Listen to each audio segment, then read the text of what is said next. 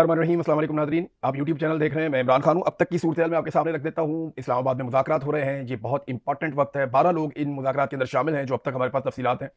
4 पाकिस्तानी हैं, 4 अमरीकी हैं और 4 ईरानी हैं। मुज़ाकरात के अंदर जो है वो काफ़ी स्ट्रेस माहौल है। ये बड़े मुश्किल मुज़ाकरात हैं, आसान नहीं है, क्योंकि दोनों फ़रीक़ैन बहुत दूर खड़े हैं और अभी एक जंग में से निकले हैं। जंगबंदी को चंद दिन हुए हैं और दोनों के मुज़ाकरात में एक दूसरे से फ़र्क भी बहुत ज़्यादा है। उम्मीद ये की जा रही है कि कामयाबी मिल जाएगी, लेकिन खबर के बारे में मैं आपको बताऊँ, मेरी पाकिस्तान में सहाफ़ियों से बात हुई है, किसी के पास कोई खबर नहीं है और जो सोर्सेज़ हैं मेरे, उनके पास भी कोई खबर नहीं है। जो पाकिस्तान की जानिब से 4 लोग हैं, वो तो खबर देने वाले नहीं हैं और सबसे पहले अगर पाकिस्तान की जानिब से आगाह किया गया इन मुज़ाकरात के ऊपर, तो वो डोनाल्ड ट्रंप के साथ वो चाहेंगे कि शेयर करें मामला। ये खबर या तो अमरीकी मीडिया से बाहर आएगी या ईरानी मीडिया से बाहर आएगी। पाकिस्तानी मीडिया के पास अंदाज़े तख़मीने ही होंगे। हाँ, पाकिस्तानी हुक्मरान या पाकिस्तानी जो वफ़द है, वो अरब ममालिक के हुक्मरानों को, ये यानी सऊदी अरब को, कतर को, वो चाहेंगे कि उनको भी ये खबर पाकिस्तान की जानिब से पहुँचे। तो ये खबर आपको पाकिस्तान के अंदर से बहुत मुश्किल है कि निकले और मिले। जो पार्टिसिपेंट है उनको देख के तो मुझे आइडिया होता है। दूसरा, सबसे ज़्यादा इम्कान ये है कि इसकी अनाउंसमेंट डोनाल्ड ट्रंप करे, क्योंकि डोनाल्ड ट्रंप की ये ख्वाहिश भी होती है, वो अपना उनका एक ट्रुथ सोशल मीडिया भी है और वो डोनाल्ड ट्रंप की ख्वाहिश होगी कि बड़ी खबर या बड़ी डेवलपमेंट वो डोनाल्ड ट्रंप के प्लेटफॉर्म से दुनिया तक पहुंचे। और पहले आपने ये देखा भी है, वो इस किस्म की कोशिश करते भी हैं। बहरहाल खबर आएगी तो वो जंगल में आग की तरह फैलेगी। ब्रेक कोई भी करे, वो पूरी दुनिया के अंदर फौरी तौर पर सबसे बड़ी ब्रेकिंग न्यूज़ बनेगी, जो भी इसमें डेवलपमेंट होगी। बहुत मुश्किल है मुज़ाकरात को नतीजा खेज बनाना। इस पे बड़ी मेहनत करनी पड़ेगी, बहुत दिल भी बड़ा करना पड़ेगा। ईरान को क्या चाहिए, अमेरिका को क्या चाहिए, ये है सबसे बड़ी चीज़ इन मुज़ाकरात में। सबसे बड़ा मसला ये है कि ईरान जो मांग रहा है, क्या अमेरिका दे सकता है, या अमेरिका जो मांग रहा है, क्या वो ईरान छोड़ सकता है। ये 2 चीज़ें हैं ना। तो देखिए वो कौन सी 5-6 चीज़ें हैं जो ईरान को चाहिए और वो कौन सी चीज़ें हैं जो अमेरिका को चाहिए। नंबर 1, ईरान को चाहिए आबनाए हुर्मत पर कंट्रोल। ये सोने की चिड़िया उनके हाथ लग गई और उन्हें आइडिया हो गया कि इससे तो बहुत पैसा भी कमाया जा सकता है और उन्होंने इसको बंद करने का अमली तौर पे तजुर्बा भी कर लिया और दुनिया को उन्होंने दिखा भी दिया कि वो इसको ताकत के जोर पे बंद कर सकते हैं। अब ईरान ने ये बार-बार कहा और वो ये कहते हैं कि ये पहले की तरह कभी नहीं होगी, ये ईरान के कंट्रोल में रहेगी। तो पहला तो ईरान का जो बड़ा मुतालबा है वो ये कि आबनाए हुर्मत पे वो कंट्रोल रखना चाहते हैं और एक मैकेनिज्म के जरिए से इसको चलाना चाहते हैं। ये बात अरब ममालिक नहीं मानते, लेकिन चलिए आगे चलते हैं। दूसरा उनका ये है कि मुंजमद असासे जो है ईरान के, ये बहुत बड़ी मिकदार में 120 अरब डॉलर लगभग ये बनते हैं। ये पैसा ईरान को मिल जाए तो उसकी किस्मत बदल जाए। वो इस पैसे को बड़े अच्छे तरीके से इस्तेमाल करके ईरान के अंदर बहुत बड़ा इंफ्रास्ट्रक्चर, बड़ी डेवलपमेंट, लोगों का बड़ा फायदा कर सकते हैं। तो ईरान को बहुत बड़े पैमाने पे ना सिर्फ ऑक्सीजन मिल जाएगी, बल्कि बड़ी ताकत मिल जाएगी अगर ये पैसा ईरान की इकोनॉमी में अगले 1-2 साल में, 3 साल में भी पंप इन हो जाता है तो। अब ये पाबंदियां यूएन के जरिए भी लगी हुई हैं और अलग अलग जराए। एक खबर बीच में आ रही थी कि शायद अमेरिका ने, और रॉयटर्स ने खबर दी थी कि अमेरिका ने रजामंदी जाहिर कर दी है ईरान के मुंजमद असासों के हवाले से जुजवी तौर पर, और कतर के असासों के बारे में बताया जा रहा था कि जो कतर में 6 अरब डॉलर है वो रिलीज हो जाएंगे। लेकिन फिर अमेरिका के अंदर से व्हाइट हाउस के एक ऑफिसर ने इसकी तरदीद भी की है और यह कहा गया कि जनाब अभी असासे ईरान के डी फ्रीज नहीं किए गए। मे बी ये डोनाल्ड ट्रंप खुद अनाउंस करना चाहते हो, लेकिन ये एक ऐसी डेवलपमेंट है जो ईरान के लिए बहुत फायदेमंद होगी। ये उन चीजों में से एक है जो ईरान चाहेगा कि ईरान को मिले, और वो डिमांड कर चुके हैं पहले ही, और वो ये कहते हैं कि मुज़ाकरात से पहले ये होना चाहिए। तीसरी चीज जो ईरान मांगता है वो पाबंदियों का खात्मा। ईरान पे बड़े लंबे अरसे से पाबंदियां लगाई। गैस नहीं बेच सकता, तेल नहीं बेच सकता, आलमी मंडियों तक उसकी एक्सेस को महदूद किया गया है। ईरानी करेंसी जो है वो बिल्कुल ज़मीन बोस हो चुकी है, गिर चुकी है, उसकी वैल्यू नहीं रही। ये सारी चीज़ें ईरान के साथ गुज़िश्ता कई दहाइयों से हो रही हैं। वो पाबंदियों में नरमी चाहेगा और इसके लिए अक़वाम मुत्तहिदा में भी ममालिक को जाना पड़ेगा। अमेरिका ही है ना, बाकी तो ममालिक सारे अब ये बात समझते हैं कि हमें अमन कायम करना चाहिए। अमेरिका के पास ही एक वीटो पावर है। रशिया, चाइना, फ्रांस, बरतानिया, जर्मनी, बाकी ममालिक किसी और तरह सोचते हैं। बहरहाल ये पाबंदियों वाला मामला एक और है, ईरान को लगता है उसका हक़ उसे मिलना चाहिए। फिर जंगी नुकसानात का अज़ाला, ये भी ईरान का एक ऐसा मुतालबा है जो सख्त मुतालबा है। फिर 5वां मुतालबा उनका ये है कि मुस्तकिल जंगबंदी हो, यानी दोबारा हम पे हमला ना किया जाए, इसकी बाकायदा गारंटी होनी चाहिए। अमरीकी अड्डों का खात्मा भी वो मांगते हैं, लेकिन मुझे नहीं लगता कि ये मुतालबा उनका इतने जोर से मौजूद रहेगा मुज़ाकरात के इख्तिताम तक कि वो ये कहें कि जी ये नहीं होगा तो हम नहीं मानते। अब आ जाए अमेरिका को क्या चाहिए। अमेरिका को जो मेन चीज एक चाहिए वो ये है कि ईरान एटमी कुव्वत कभी नहीं बनेगा, और इस सिलसिले में अमेरिका ये भी चाहता है कि जो यूरेनियम अब तक ईरान ने 60% अफसूदा कर ली है, वो यूरेनियम वापस कर दी जाए। वापस करने का मतलब यह है कि वो हवाले कर दी जाए अमेरिका के, या IAEA के साथ मुकम्मल ताउन किया जाए। ये उनके मुतालबात हैं अमेरिका के। अब ईरान इसमें कितनी फ्लेक्सिबिलिटी दिखाता है ये आप देख लेते हैं। आबनाए हुर्मुज़ को पुराने तरीके पर बहाल किया जाए, ये अमेरिका का मुतालबा है। इससे पहले देखें डोनाल्ड ट्रंप ना, इसमें कंफ्यूजन है थोड़ी सी। डोनाल्ड ट्रंप का ये स्टेटमेंट भी आ चुका है कि आबनाए हुर्मुज़ के जरिए ईरान के साथ मिलकर हम कोई बेहतर हल तलाश कर सकते हैं, यानी वहां से बहुत पैसा भी बन सकता है। ट्रंप के दिमाग में भी ये बात है।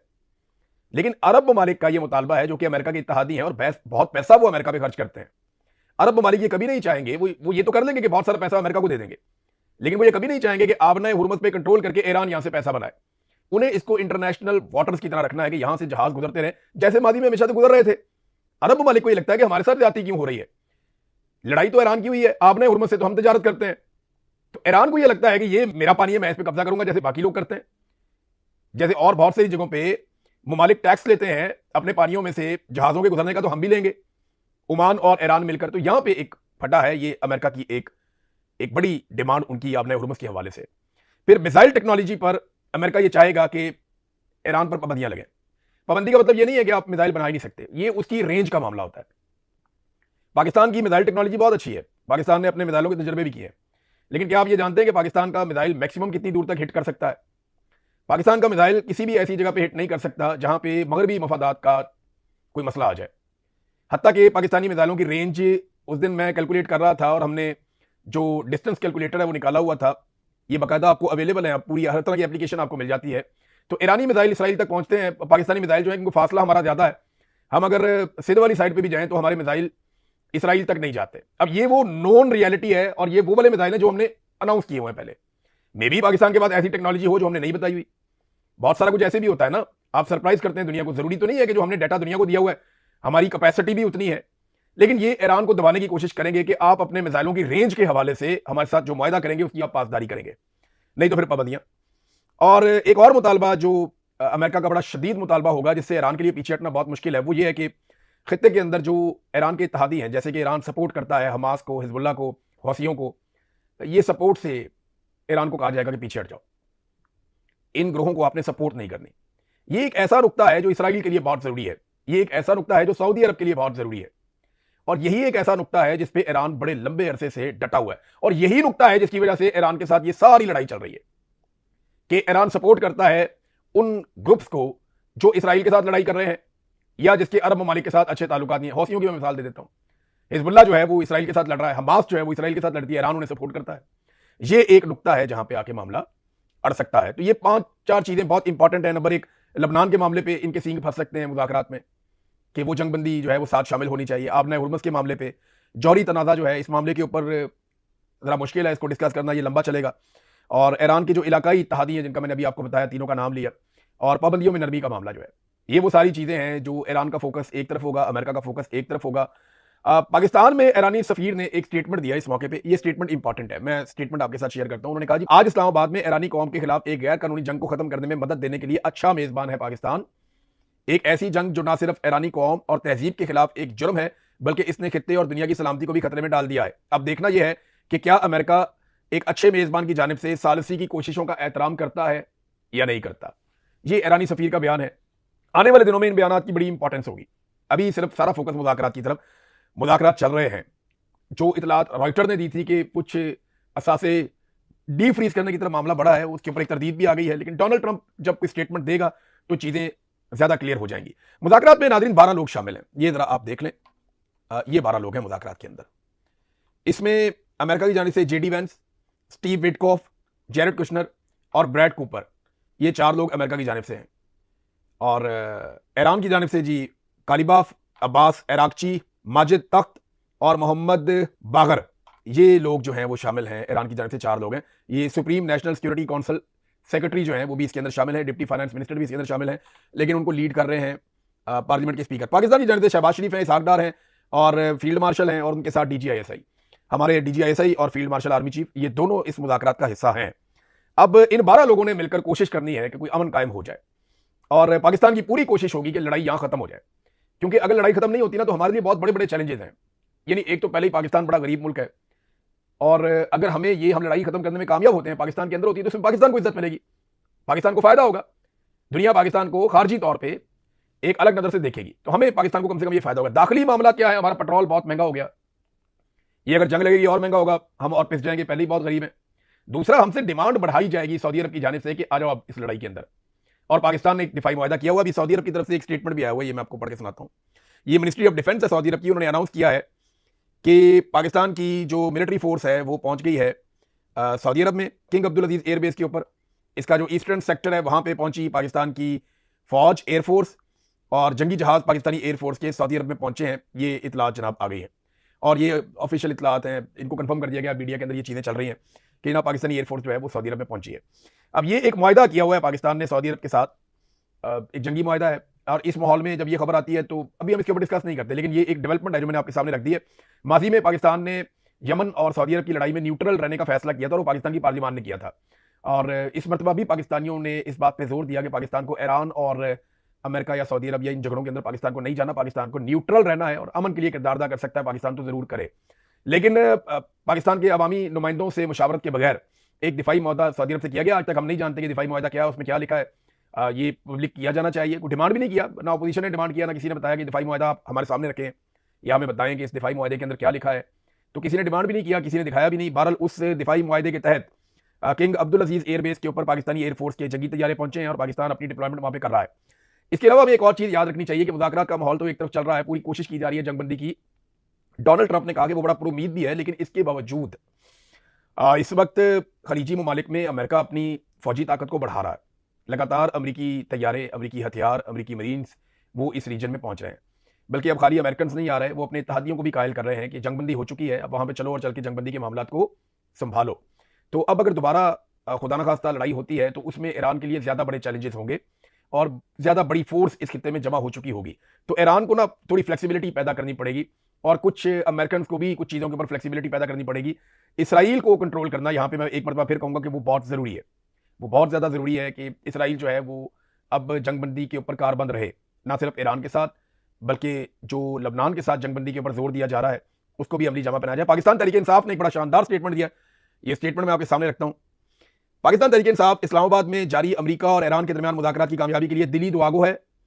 हम पूरी उम्मीद हैं कि ये अहम मुशावरत मुस्बत और बाहमी तौर पर मुफीद नताइज की हामिल साबित होंगी, जो ना सिर्फ उम्मत मुस्लिमा के इज्तिमाई मफाद को आगे बढ़ाएंगी बल्कि पाकिस्तान के स्ट्रेटेजिक मफादात को भी मजबूत करेंगी और पूरे खित्ते में अमन, इस्तेहकाम और खुशहाली के फ़रोग़ का बायस बनेगी।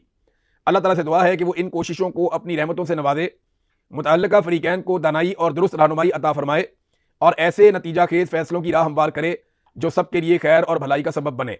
मरकजी मीडिया डिपार्टमेंट पाकिस्तान तहरीक इंसाफ, इससे मुस्बत स्टेटमेंट नहीं हो सकता। यानी ये स्टेटमेंट इतना मुस्बत है कि इसके अंदर पाकिस्तान तहरीक इंसाफ ने इमरान खान का नाम तक नहीं लिया।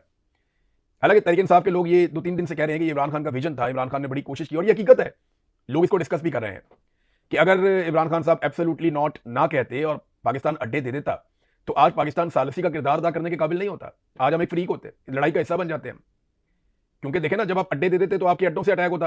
कतर में मुज़ाकरात क्यों नहीं हुए? क्योंकि वहां पे अड्डे हैं। सऊदी अरब में क्यों नहीं हुए? वहां पे अड्डे हैं। ओमान में क्यों नहीं हुए? दुबई में क्यों नहीं हुए? बाकी जगहों पे, बहरीन में क्यों नहीं हुए? ये किसी मुल्क के अंदर भी ये मुज़ाकरात इसलिए नहीं हुए कि वहां पे अड्डे हैं। और नेटो का रुकन है तुर्की, आप ये भी जानते हैं, मिस्र की सूरत भी आप जानते हैं। तो पाकिस्तान में अगर अड्डे होते तो पाकिस्तान मुज़ाकरात का हिस्सा ना होता। लेकिन इमरान खान ने एक फैसला किया था, एक अच्छा फैसला था। पाकिस्तान तहरीक इंसाफ ने बड़ा पॉजिटिव जेस्चर दिया, बड़ा शानदार जेस्चर है, लेकिन तहरीक इंसाफ पे ज्यादा फोकस है। जो दरबारी हैं या जो नून लीग के लोग हैं या एस्टैब्लिशमेंट के टाउट हैं, उन सबका फोकस तहरीक इंसाफ पे ही है। वो तहरीक इंसाफ की ना मॉरल पुलिसिंग कर रहे हैं। वो कह रहे हैं आप डांस क्यों नहीं करते, आप नाच क्यों नहीं रहे, आप गा क्यों नहीं रहे, देखिए आप खुशियां क्यों नहीं मना रहे। वो भाई उनको मार मार के उनका बुरकस निकाल दिया, उनके लीडर की बिनाई दाया हो रही है, जुल्म और जबर की उन पर इंतहा की हुई है। उनकी खवातीन जो है वो जेलों के अंदर कैद है, उनको आपने बर्बाद करके रख दिया, उनका पूरा मैंडेट छीन लिया है। शुक्र करें वो ये कह रहे हैं जनाब हम बड़े खुश हैं और हम ये चाहते हैं कि ये कामयाब हो, वो आपको दुआएं भी दे रहे हैं। अब इससे ज्यादा वो क्या करें, और वो पाकिस्तान को दुआ दे रहे हैं। एक्चुअली किसी पॉलिटिकल पार्टी को तो वो नहीं दे रहे, वो पॉलिटिकली जो डिफरेंसेस है वो रहेंगे और वो रहते भी हैं। आपका इख्तिलाफ राय हो सकता है, लेकिन इस चीज के ऊपर पीटीआई ने बड़ा पॉजिटिव जेस्चर दिया है। लेकिन वो लोग जो माजी में मोहम्मद बिन सलमान के आने के ऊपर जमाल खशोगी के डीपी लगा लेते थे, मैं उनसे पूछना चाहता हूं कि आज जेडी वेंस के आने के ऊपर या जेरेड कुशनर के आने के ऊपर उन्होंने मिनाब स्कूल के बच्चों के डीपी लगाए हैं, आयतुल्लाह अली खामनाई के डीपी लगाए हैं उन्होंने, या उन्होंने अपनी डीबियां चेंज की हैं जेडी वेंस के आने के ऊपर, या कोई एहतजाज किया कि अमेरिका ने वो जुल्म किया था, ये जुल्म किया था, या वो किया था, या ऐसे किया या वैसे किया, कोई एक चीज, कोई एक तस्वीर लगाई हो। तो ये सिर्फ पॉलिटिकल माइलेज हासिल करने की कोशिश होती है। इसके अंदर देखें पाकिस्तानियत नहीं है। अगर किसी के दिमाग में ये बात चल रही है कि ये पाकिस्तान के लिए ये लोग सोच रहे हैं, पाकिस्तान के साथ नहीं, वो पीटीआई को गंदा करना चाह रहे हैं और कोई बात नहीं है। क्योंकि उन्हें ये पता है कि वो बगैर मैंडेट के आकर बैठे हुए हैं। इख्तिदार तो पाकिस्तान तहरीक इंसाफ का है ना, ये लोग तो चोरी करके इख्तिदार पे आकर बैठ गए। तो इतने बड़े इवेंट को, जहां पॉजिटिव रहना चाहिए था सबको, इतने बड़े इवेंट को जो हुकूमती जमातें हैं वो अपनी मुखालिफ जमात को क्रश करने के लिए लगातार इस्तेमाल कर रही है। आप ख्वाजा आसिफ की टाइमलाइन उठाकर देख लें, इसराइल के खिलाफ जो 1-2 ट्वीट किए, वो एक और भी मैं देख रहा था, एक और ट्वीट गायब है उनका, ख्वाजा आसिफ का एक ट्वीट और भी गायब है खामोशी से, पता ही नहीं चला वो कहां गया। अब लोग बता रहे हैं कि एक और भी डिलीट हो गया। तो बड़ी सख्ती आई हुई है ख्वाजा आसिफ पे। लेकिन आप देखेंगे लगातार वो पाकिस्तान तहरीक इंसाफ को टारगेट करते जा रहे हैं। इसराइल को जहां टारगेट किया वहां उनको डिलीट करना पड़ गया, वहां उन्होंने डिलीट कर दिया। तो इसको भी अगर आप एक मौके के तौर पे देखें, और पाकिस्तान तरीके इंसाफ रियली में मैं आपको बताऊं, उन्हें इस बात का खतरा है, और ये खतरा गलत नहीं है। वो पाकिस्तान तरीके इंसाफ के लोग ये जानते हैं, और माजी में ये तजर्बा हो चुका है, माजी में भी तजर्बा हो चुका है कि जब भी पाकिस्तान की मिलिट्री एस्टेब्लिशमेंट को आलमी सतह पे थोड़ी सी भी ऑक्सीजन मिलती है तो वो पाकिस्तानियों के ऊपर जुल्म करते हैं। वो पाकिस्तान के अंदर अपनी मुखालिफ सियासी जमात को बुरी तरह कुचलना शुरू कर देते हैं। माजी में भी जब उन्हें स्पेस मिली, जैसे ही उन्होंने स्पेस हासिल की, उन्होंने पाकिस्तान के अंदर जुल्म और बर्बरियत का बाजार गर्म कर दिया। अब अगर उन्हें आलमी सतह पे कोई स्पेस मिलेगी तो पाकिस्तान के अंदर वो दोबारा जुल्म और बर्बरियत का बाजार गर्म करेंगे। इस बात का खतरा पाकिस्तान तरीके इंसाफ को जरूर है, और हमने माजी का ट्रैक रिकॉर्ड देखें तो इन्होंने ऐसा ही किया हमेशा। पाकिस्तान के अंदर इससे कोई फर्क पड़ेगा? देखिए, पाकिस्तान में पीएमएलएन की मकबूलियत पे इससे फर्क कोई नहीं पड़ेगा। हाँ, इंटरनेशनली ये है कि पाकिस्तान को इसका फायदा हुआ। ये जो चेहरे हैं जो इस मुलाकात के अंदर हैं, इनको इंटरनेशनली मजीद रिकग्निशन मिल जाएगी। लेकिन पाकिस्तान के अंदर ये एक आधे महीने की गेम है, 2 महीने की गेम है। आपको लोगों को रिलीफ देना पड़ेगा, आपको महंगाई कम करनी पड़ेगी, गुर्बत कम करनी पड़ेगी, बेरोजगारी कम करनी पड़ेगी, मईशत को खड़ा करना पड़ेगा, पाकिस्तान में सियासी इस्तेकाम लाना पड़ेगा, पाकिस्तान में अदलिया को बेहतर करना पड़ेगा, आजादी इज़हार राय देना पड़ेगा। पाकिस्तान में जो घुटन का एक माहौल है वो आपको खत्म करना पड़ेगा।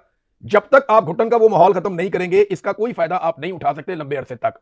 हाँ, एक ही चीज है कि मिलिट्री एस्टेब्लिशमेंट किसी भी कामयाबी के बाद होश के नाखून ले और पाकिस्तान को चलने के लिए खुला छोड़े, पाकिस्तान में लोगों को आजादी से सांस लेने दे, फिर आप देखिएगा इसका फायदा भी हो सकता है पाकिस्तान के अंदर। लेकिन ट्रैक रिकॉर्ड ये नहीं है, ट्रैक रिकॉर्ड कोई और है। एक और अच्छी खबर यह है कि आयरलैंड ने फलस्तीन को तस्लीम कर लिया, ये खबरें आ रही हैं। तो ये बड़ी अच्छी बात है कि आहिस्ता आहिस्ता यूरोपीय ममालिक एक एक करके फलस्तीन को तस्लीम कर रहे हैं, और फलस्तीन के वजूद के हवाले से जो हमारी ख्वाहिश है सारी दुनिया की कि वो एक रियासत के तौर पे वो लोग अपनी आज़ाद ज़िंदगी गुजारें, मामला उस तरफ बढ़ता हुआ दिखाई दे रहा है। अब तक के लिए इतनी, अपना ख्याल रखिएगा, अपने चैनल का भी। अल्लाह हाफ़िज़।